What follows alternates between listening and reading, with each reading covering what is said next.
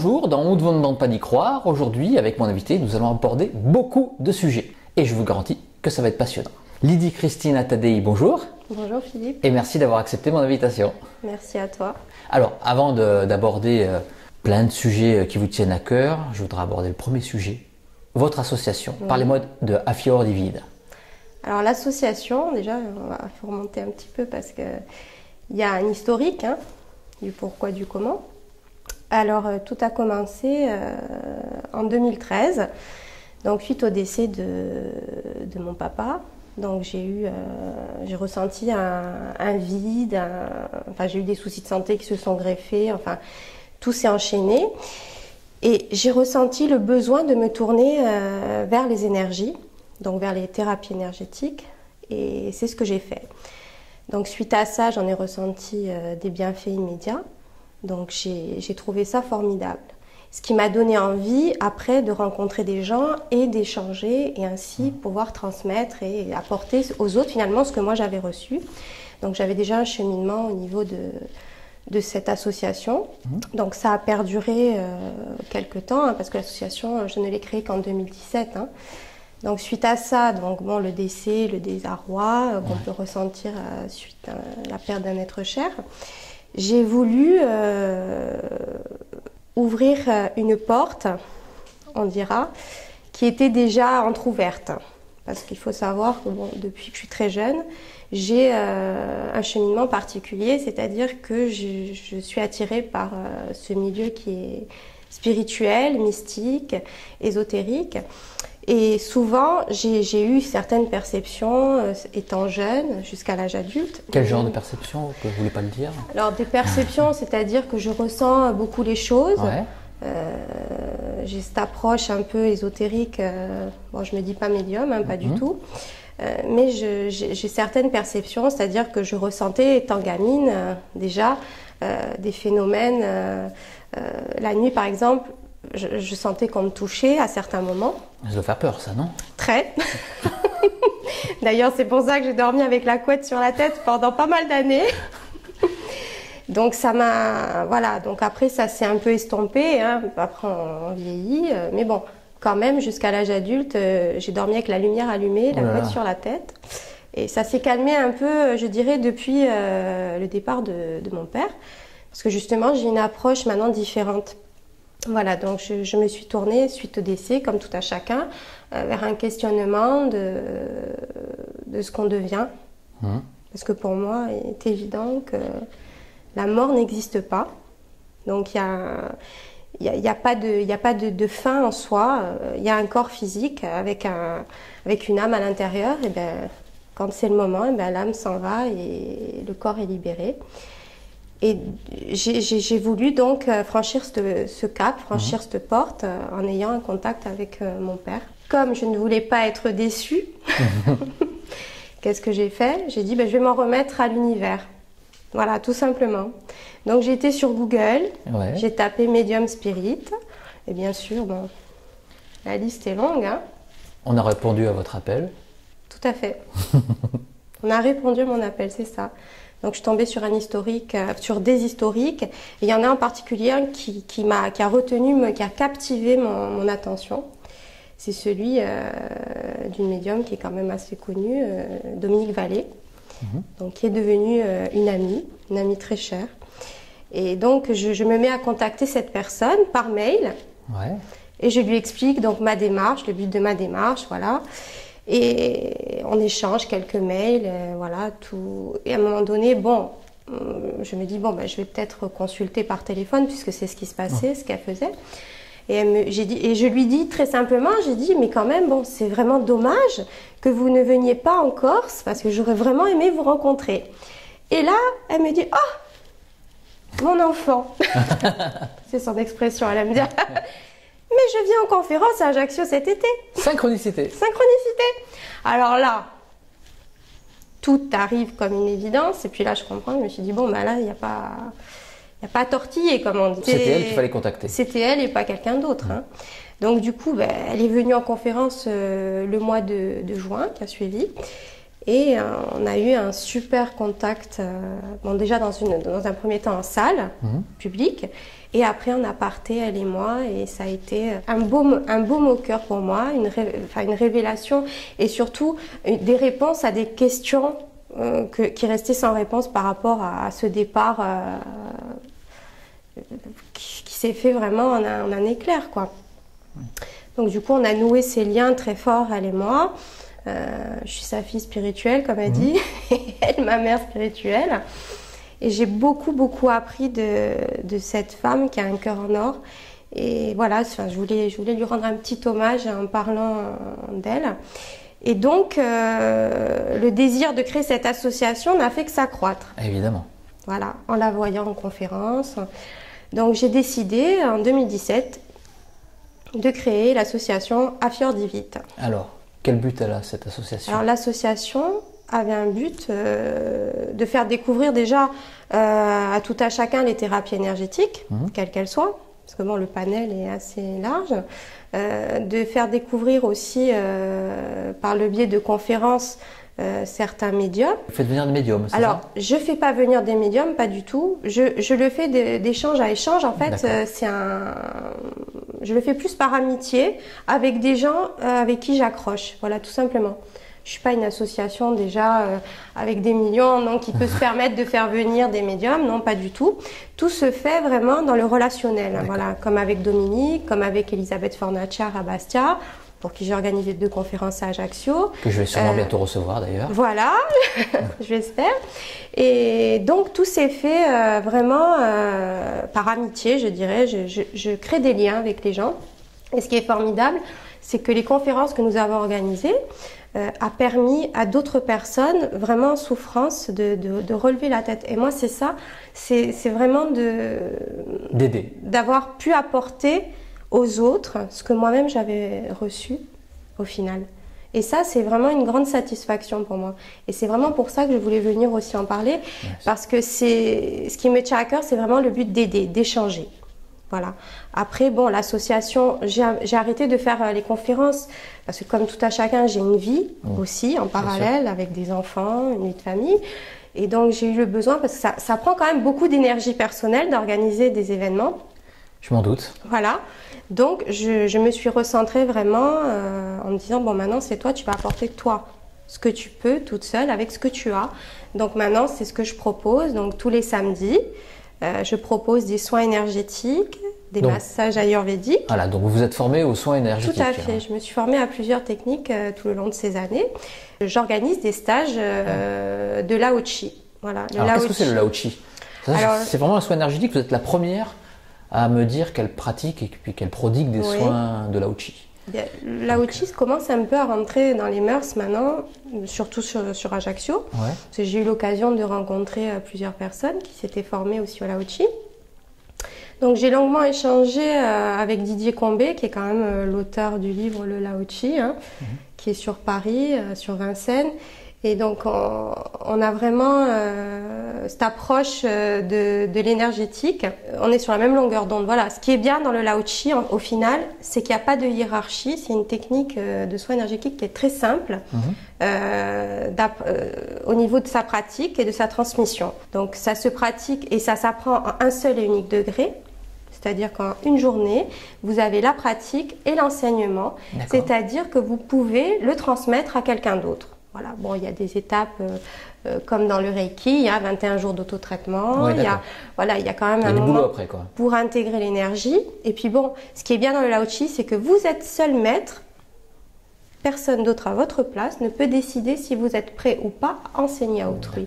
Et concrètement, ça se passe comment? C'est des massages? Alors pas du tout, ce sont des positions simples, comme le Reiki, sauf que c'est raccourci au niveau des positions. Donc vous avez 6 positions. D'accord.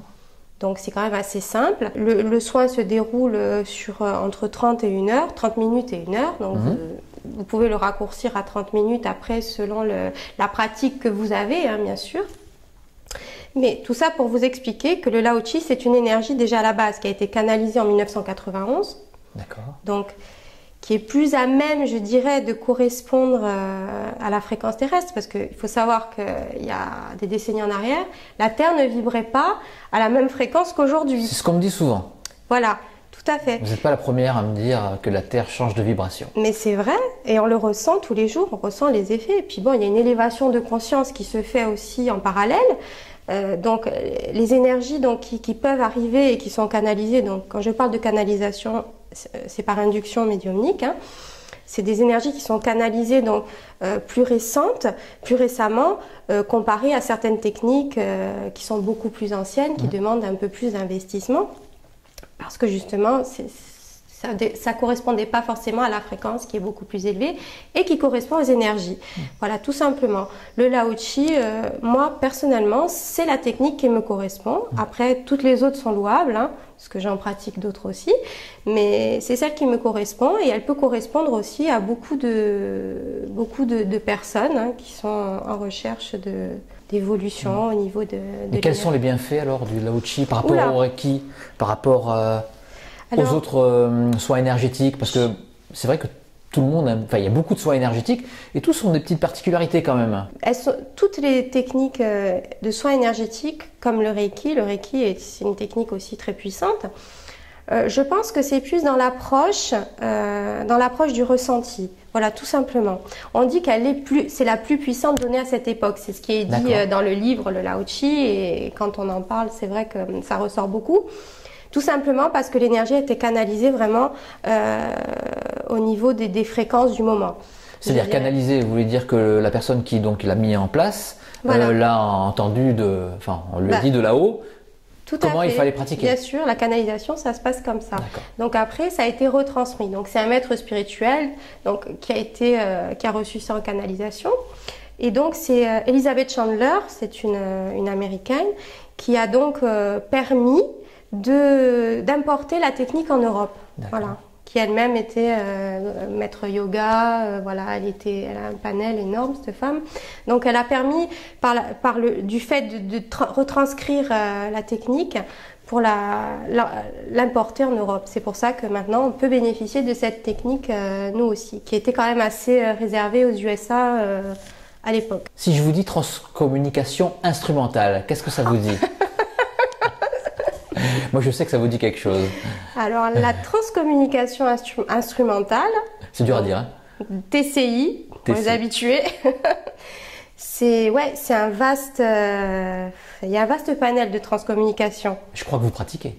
Alors, je dis raisonnablement, je ne pratique pas. Ouais. J'ai fait des essais. D'accord. Voilà. Et j'ai fait des essais, pourquoi ? Parce qu'on va remonter encore la machine à remonter le temps. Remontons le temps. En 2003. Ouais. Voilà. Donc en 2003, j'étais enceinte de mon fils, donc de mon second garçon.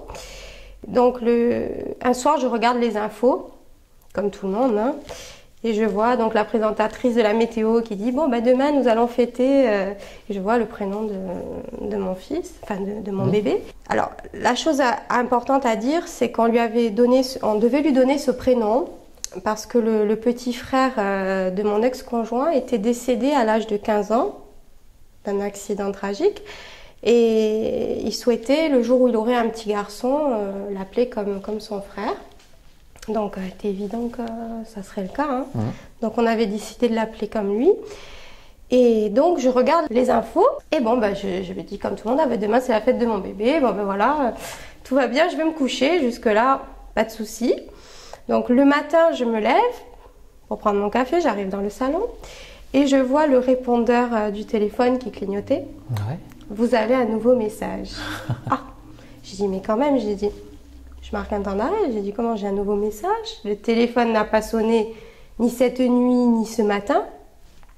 J'ai dit c'est quand même bon.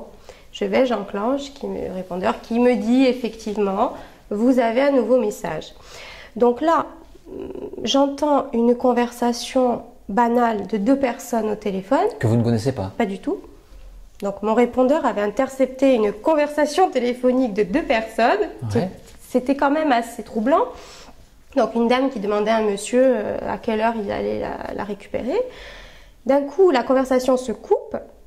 Et là, j'entends une voix, enfin, si on pouvait appeler ça une voix, c'était une cacophonie, un chuchotement, un crépitement. Enfin, je dirais pas à ce moment-là que c'était une voix, ça avait une intonation. Ouais. Et donc, à ce moment-là, ça a duré assez longtemps, j'ai écouté hein, quand même jusqu'au bout.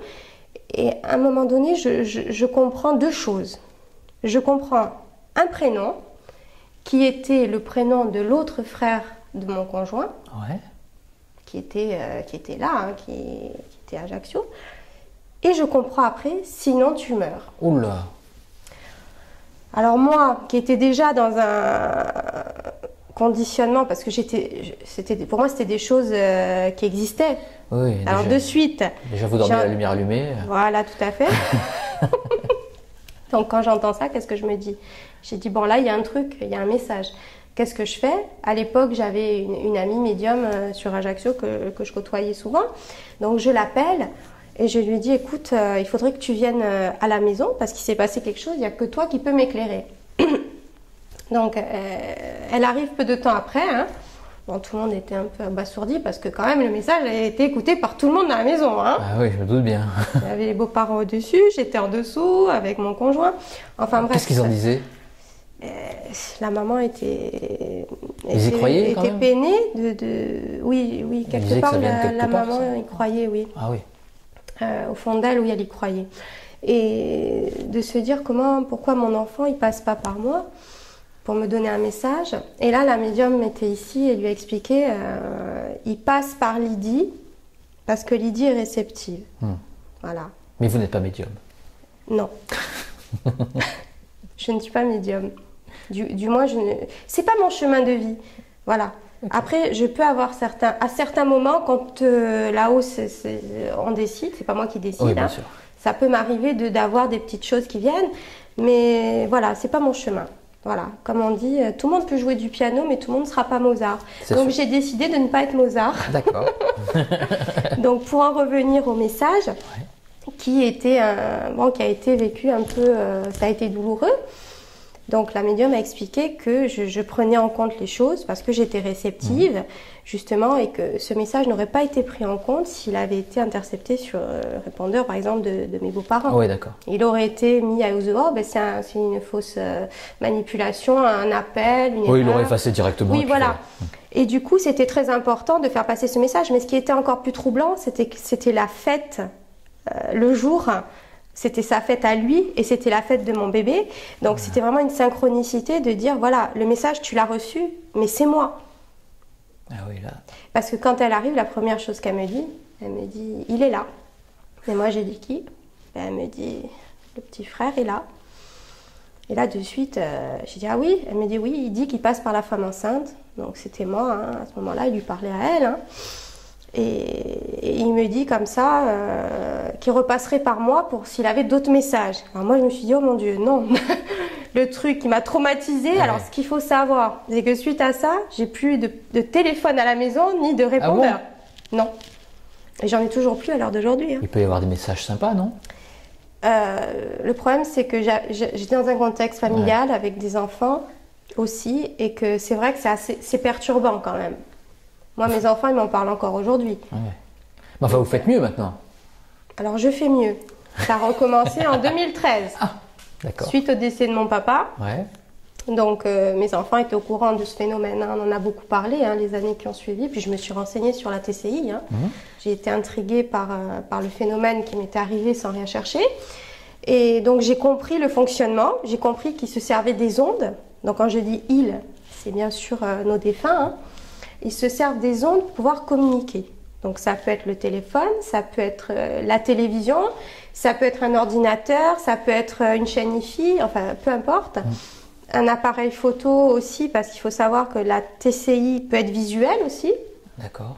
Je sais que des fois on peut photographier ce qu'ils appellent des orbes, des espèces de petites boules lumineuses qui apparaissent des fois sur des photos.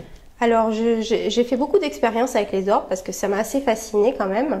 Et j'ai eu de très très beaux résultats. Ah ouais. Oui. C'est très beau d'ailleurs des fois. Tout à fait. On peut en avoir de couleurs, on peut en avoir des très brillantes, des toutes petites. Et c'est vraiment des énergies, ces orbes, qui gravitent autour de nous et on en a tout le temps. Voilà. Après, mettre un nom sur ces énergies, ça peut être des défunts, ça peut être des guides, comme je dis, des entités supérieures. Maintenant, la TCI, c'est vaste. Mais la TCI, c'est un milieu aussi qui peut être dangereux. Donc, c'est pas anodin. Pourquoi dangereux? Parce qu'on peut... alors, moi, j'aime pas chercher les défunts. Voilà. Je pense que la TCI peut être ça peut être un bon procédé, un bon compromis pour aider une personne qui souffre, comme j'ai été moi également, pour aider à cette thérapie du deuil, en fait. C'est une forme de médiumnité, la TCI. C'est une connexion qu'on a avec une personne disparue.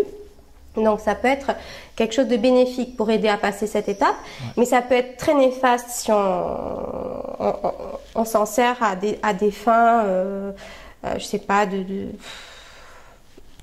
pour s'amuser, pour rigoler. Oui, pour demander le numéro du loto. Bon, ça généralement, je vous assure, ça arrive pas. Vous avez essayé, non? Non, pas du tout. Pas du tout. Mais par contre, donc j'ai une amie qui est sur la Côte d'Azur, qui est TCIiste, qui fait de super TCI. Stéphanie. Donc du coup, un jour, elle me dit, écoute, on va essayer de contacter ton papa. Donc c'est ce qu'elle a fait. Et j'ai eu de super messages. Et j'ai reconnu vraiment l'intonation de la voix de mon père sur quelques mots, quelques phrases. Donc cette vidéo est en ligne sur YouTube, sur sa chaîne, hein, Stéphanie Nani. Voilà. On va mettre un petit extrait.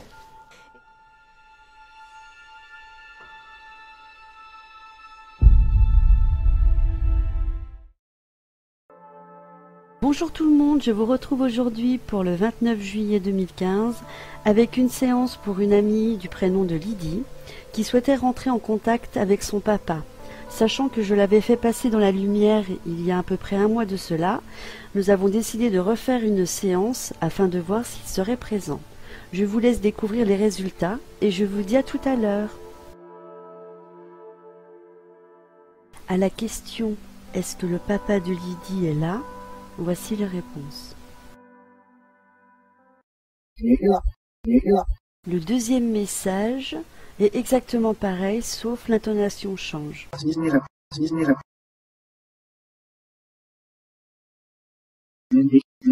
J'ai eu le même message d'une autre intonation et confirmation par Lydie que un des deux messages où le prénom est dit, elle reconnaît la voix de son papa.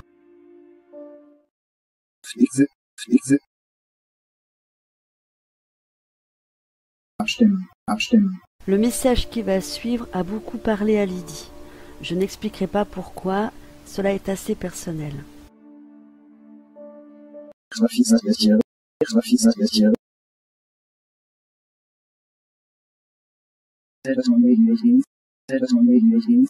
Lydie voudrait essayer de pratiquer la TCI. Elle me l'a dit ce matin. Les entités lui confirment qu'il faut qu'elle prenne contact avec eux.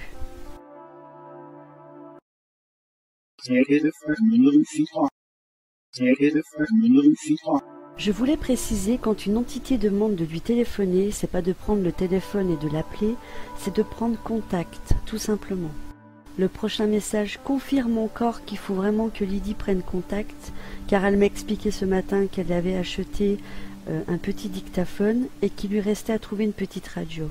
Et là, les entités lui disent de bien prendre une radio.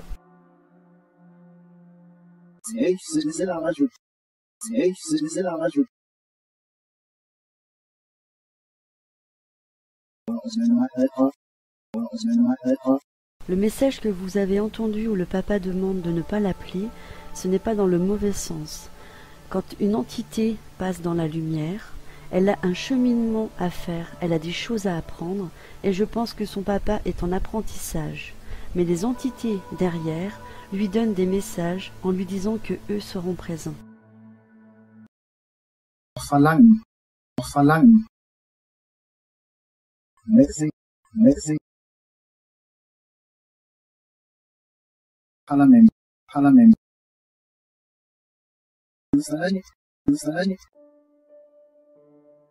de la communication avec le papa de Lydie.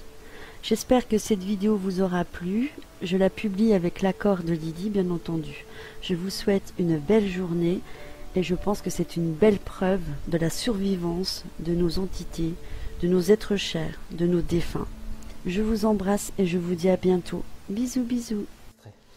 Et ça, c'est vraiment quelque chose qui m'a aidé aussi. Alors ça, plus ça, plus ça, on arrivait d'un point A à un point B en quelques années et ça m'a énormément apporté. Donc voilà, moi j'ai eu envie après d'apporter à mon tour tout simplement ce que j'avais reçu. Voilà. Et est-ce que vous vous êtes équipé après? Alors pour la TCI, oui, parce qu'on m'a les guides ont dit sur la TCI que je devais utiliser une radio. D'accord. Vous n'êtes pas médium, donc vous n'avez pas canalisé? Non. C'est un médium qui vous a dit? C'est sur la TCI justement. Ok. La TCI qui est sur YouTube, on entend bien les guides. Bon, moi je dis que c'est les guides parce que je pense que c'est les guides. Hein. Là, vous n'avez pas reconnu un défunt de votre famille? Non, pas du tout. Les voix sont très robotisées, donc c'est difficile de déchiffrer. Hein. Enfin, moi j'ai reconnu juste l'intonation de la voix de mon papa quand il est dit mon prénom mon prénom a été dit à 2 reprises sur la vidéo et il y a une fois où je le reconnais. Voilà. Après, c'est des voix vraiment mécaniques. Donc, je pense que justement, bon, forcément, il n'y a plus de larynx, donc tout passe par les ondes. Et c'est grâce aux ondes que les mots, les phrases se reforment. Donc, ils ont mentionné le fait que je devais m'équiper d'une petite radio. D'accord. Savoir que j'avais déjà acheté un dictaphone, parce que bon, forcément, quand on essaye de contacter quelqu'un de disparu, on essaye de tenter les choses. Et j'avais essayé toute seule, mais bon, j'étais pas encore sûre de moi, j'avais cette appréhension. Et c'est vrai que le fait que Stéphanie ait fait cette TCI, ça m'a vraiment aidée à... Bon, je me suis pas penchée encore sur le sujet vraiment de la faire, hein. Moi-même. J'ai eu des petites tentatives comme ça, mais rien de très concluant personnellement. Par contre, j'ai eu de super messages avec elle. On a essayé en duo plusieurs fois de faire quelques TCI et ça a été... Elle a quel matériel, elle? Oh, elle est très équipée. Elle a une ghost box. Elle a, c'est un matériel avec enfin, je veux pas dire de bêtises, donc je m'abstiendrai de parler. Mais je veux dire, il y a tout est détecté sur une ghost. Donc d'accord. voilà. Mais c'est quoi une ghost box? Je connais pas. C'est un appareil qui détecte les mouvements, les voix, et donc on arrive à capter. C'est comme une radio. En fait, il y a tout en un. Voilà. Ça se vend dans le commerce? Oui, ça coûte très cher. Une Ghostbox, je vais m'en acheter une. Hein. Ça coûte très cher, mais c'est très concluant par contre. Bon, c'est très cher, bon. Je vais faire un appel aux dons. Voilà. Et là, les messages étaient aussi clairs que ceux que vous aviez eu de votre papa? Alors, je pense que la TCI que j'ai eue la plus belle, c'était vraiment la première qu'elle m'a faite. C'était vraiment là où j'ai vraiment reçu ce que je devais recevoir au final. Hein. Et je pense qu'après, quand on a reçu ce qu'on devait recevoir, il ne faut pas chercher plus loin. Les choses sont dites. Voilà. Après, quand on a besoin d'eux, ils sont là de toute façon. Ça vous a apaisé? Ah oui, totalement. C'était reparti, quoi. Ah oui. Maintenant, je suis... je suis sur les rails. Hein. Et c'est quoi le but maintenant? C'est de devenir une experte en TCI? Non, pas du tout. Pas du tout. Non, c'est pas mon but. Par contre, dans la recherche, je dirais, pour démontrer qu'effectivement, ce genre de choses existe, je suis pour. Parce que c'est quand même incroyable, il faut le dire. C'est extraordinaire. C'est magique. C'est extraordinaire. Je suis pour cette démarche. Voilà. Personnellement, je ne le fais pas parce que bon, ici, c'est vrai que je suis toute seule et que le phénomène n'est pas encore connu assez bien. Mais je reste en relation avec mon ami sur la Côte d'Azur et voilà, et on fait de beaux échanges ensemble. Est-ce que vous vous posez une question en TCI et vous attendez la réponse ou alors est-ce qu'il y a un message et puis on fait laisse ça passer? Généralement en amont. Si on doit faire une TCI, ce qui est déjà arrivé, on pose des questions en amont. Donc on pose nos intentions. D'accord. Avant. Donc eux, ils savent. Hein. Comme le matin, je me lève, je dis bon, aujourd'hui, il va falloir veiller. Hein. Donc les intentions sont posées, donc après... Oui, en plus là-haut, le temps... n'existe pas. Voilà. On peut demander un truc et dans 3 semaines, c'est arrivé, effectivement. C'est pour ça que les prédictions, des fois, c'est toujours un petit peu aléatoire. Tout à fait. Alors c'est quoi l'avenir alors? L'association? Alors l'association, j'espère continuer à m'entourer de belles personnes et à évoluer, voilà. Faire continuer les soins? Entourer, bien sûr. Vous faites tous les soins tous les samedis, c'est ça, vous m'avez dit? Je suis disponible tous les samedis. Après, je le fais pas tous les samedis, c'est à la demande. Hein. Voilà. Après, j'organise des ateliers aussi. Il y a mon ami Dominique qui doit revenir en septembre, peut-être pour une conférence sur Ajaccio. Et on va peut-être organiser des ateliers sur le magnétisme, parce qu'il faut savoir qu'elle est quand même magnétiseuse depuis pas mal d'années. On a déjà organisé des petits ateliers sur la thérapie du magnétisme, c'est-à-dire comment se servir de son magnétisme pour soulager. Voilà. Donc on remettra sûrement ça en place. Et pourquoi pas, je pense, faire des petits ateliers sur l'intuition. Voilà, comment développer, se servir de son intuition surtout pour pouvoir avancer, parce que des fois on n'écoute pas trop son intuition, et c'est vrai que de savoir un peu faire la différence entre le mental et... Ça c'est très dur, ça. C'est pas mal aussi d'apprendre, ouais. Même pour les médiums, des fois qui entendent, ils ont souvent toujours un petit peu le doute, enfin pas tous, hein, mais certains ont le doute entre le mental et les voix de là-haut. C'est pas évident de faire la différence, hein. C'est quand même... puis il y a des médiums, ceux que je connais, c'est H24, hein. Ils sont pas... Ils sont pas tranquilles, hein. En tout cas, merci Lydie. Merci à toi. Je vais acheter une Ghostbox. Voilà. On fera une TCI. Voilà. Et puis, longue vie à l'association. Merci. Au revoir. Au revoir.